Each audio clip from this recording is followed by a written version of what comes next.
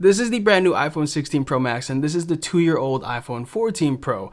I upgraded from this to the 16 Pro Max for two particular reasons, none of which is because of that camera button or Apple Intelligence. I'd love to tell you what those two things were and why you might not need to do the same. So, let's talk tech.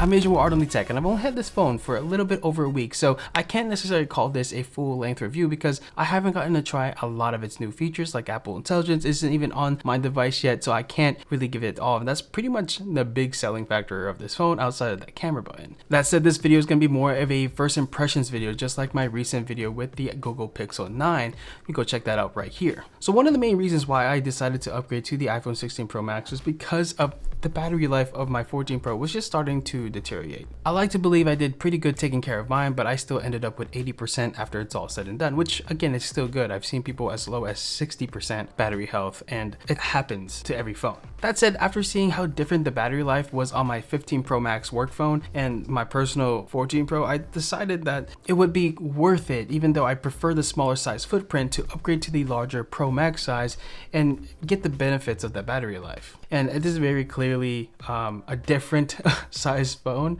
but the battery life is so vastly different so far. I can get it to the end of the day, same usage amount, and be at 40% or sometimes even 50%. The only time I really got low there is when I would be using for navigation the entire time we're driving a lot in a day. Whereas too, if I were to do that with my iPhone 14 Pro, my phone would be dead if I tried to do that without a car charger. The other thing is that USB-C. The USB-C port, honestly, I was on that side where I don't really care. I didn't really care. I mean, carrying an extra wire, no big deal. Having Apple, Lightning cord, having MagSafe, just made it not much of a big deal to me in my opinion. But as more and more of my devices had USB-C, USB-C cords are just everywhere in our house versus like a Lightning cable is kind of in like two places. Completely first world problem.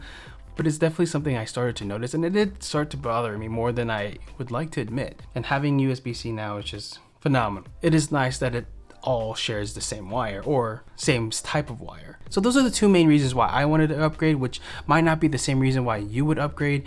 So let's talk about what Apple wants to talk about so much about this upgrade. And Apple Intelligence, like I said, I'll save that for the full length review because I haven't at all been able to use it, not even through my beta. So we'll save that for a future review.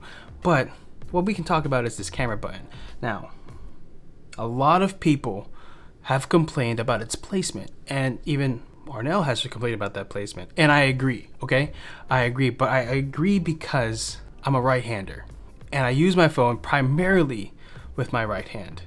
And if you're using it with your right hand, your thumb having to travel this distance doesn't make sense.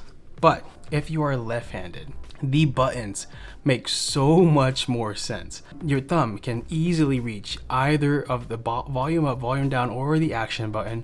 Your index finger and your middle finger can, press the power or sleep or Siri button, whatever they call it now. And then your pinky or your ring finger are easily accessible to that camera button. Damn, is it easier when you're using it with your left hand. I've taught myself to use my phone with my left hand because of this revelation. But I was curious, why do a lot of people find this placement odd and weird and all that stuff? So I did a poll on my Instagram just with my friends. I asked them, if you're left-handed, you're right-handed, and if you're left-handed, do you hold your phone primarily with your left, your right, or only your left, only your right? And almost everybody who was right-handed always, or right-handed mostly. Everyone who was left-handed, I think it was only one person who primarily used it left, and I was like, mostly left, but I use it right. And then there's another person who was just, I use it for the right hand, even though I'm left-handed. So I feel like that's the reason why. So I start to wonder, is the person who designed the button layout on the iPhone left-handed? Because it would make sense. It is so much better to be used as a left-handed device. And I don't think that was necessarily the intention. I don't know. That camera button is an odd place. Really just gotta learn how to use it. The more I use it, the more I grow to like it because of its placement, wherever it is, once I started using it with my left hand. So I don't know.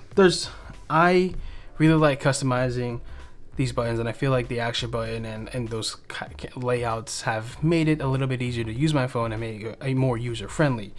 I don't know. I'm rambling about this button.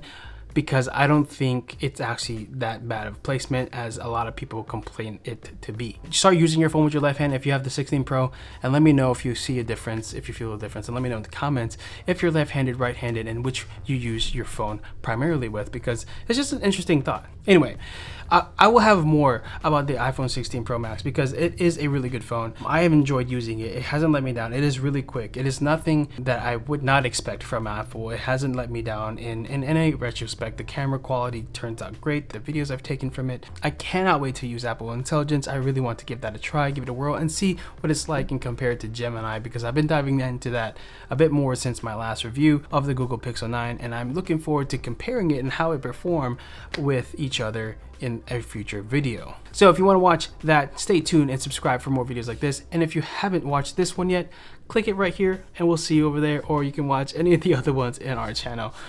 See you in the next one. Peace.